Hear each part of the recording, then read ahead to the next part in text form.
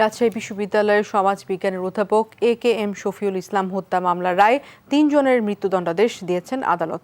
অপর 8 আসামি খালাস পেয়েছেন। দুপুরে রাজশাহী দ্রুত বিচার আদালতের বিচারক অনুপ কুমার রায় এই আদেশ দেন। লালন গবেষক ও তার দর্শনে বিশ্বাসী শফিউল ইসলাম হত্যা মামলার রায়ে সন্তুষ্ট রাষ্ট্রপক্ষ। তবে নিহত অধ্যাপকের সন্তান প্রশ্ন তুলেছেন পুলিশি তদন্ত নিয়ে। রাজশাহী বিশ্ববিদ্যালয়ের শিক্ষক শফিউল ইসলাম হত্যা মামলায় 3 জনকে মৃত্যুদণ্ড দিয়েছেন আদালত। দণ্ডপ্রাপ্তরা হলেন সাবেক যুবদল নেতা আব্দুস সালাম পিন্টু, আরিফুল ইসলাম মানিক ও সবুজ। খালাস পেয়েছেন 8 জন। ওয়াইফের সঙ্গে তার স্বামীকে, হাজব্যান্ডকে বলে, সালাম পিন্টুকে বলে, পিন্টু তখন এটা মানিককে বলে, মানিক তখন এই ষড়যন্ত্রটা করে। এ রায়ের বিরুদ্ধে উচ্চ আদালতে যাওয়ার কথা জানিয়ে আসামি পক্ষের আইনজীবীরা বলছেন, আদালতে সাক্ষ্য দেয়া সাক্ষীরা আসামিদের বিরুদ্ধে কোনো অভিযোগ আনেননি।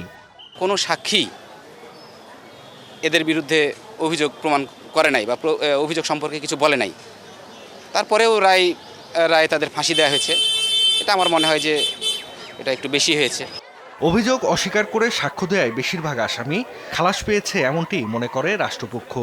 সেক্ষেত্রে উদ্ধারকৃত আলামত, তদন্ত, তথ্য উপাত্ত আর পুলিশ ও আদালতে দেয়া আসামিদের জবানবন্দি সব মিলিয়ে মামলার রায়ে সন্তুষ্ট তারা। এই সমস্ত চাপাতি, অস্ত্র, ছোড়া এই যে পাওয়া গেছে এবং তাদের উপস্থিতিতে জব্দ তালিকা হয়েছে, সিজার লিস্ট হয়েছে। পরবর্তী পর্যায়ে সেই সমস্ত সাক্ষীরা অস্বীকার করেছে যে না, আমাদের সামনে এই সমস্ত ঘটনাগুলো ঘটে নাই এবং আমাদের সামনে এগুলা নিয়ে আসা হয় নাই। এ মামলায় আসামি পক্ষের আইনজীবীদের ভূমিকা নিয়েও মন্তব্য করেন রাষ্ট্রপক্ষের পিপি। আসামি পক্ষের বক্তব্য এটা 164 আসছে, 161 মধ্যে দিয়ে পরিষ্কারভাবে এসছে এবং তারা আমি বলবো যে তারাই ঠিক মতন জেরার ব্যর্থতার কারণে এই সাজাটা হয়েছে। তবে হত্যাকাণ্ডের উদ্দেশ্য ও তদন্ত নিয়ে প্রশ্ন তুলেছেন নিহতের একমাত্র সন্তান। রায় নিয়েও মন্তব্য করতে রাজি নন তিনি।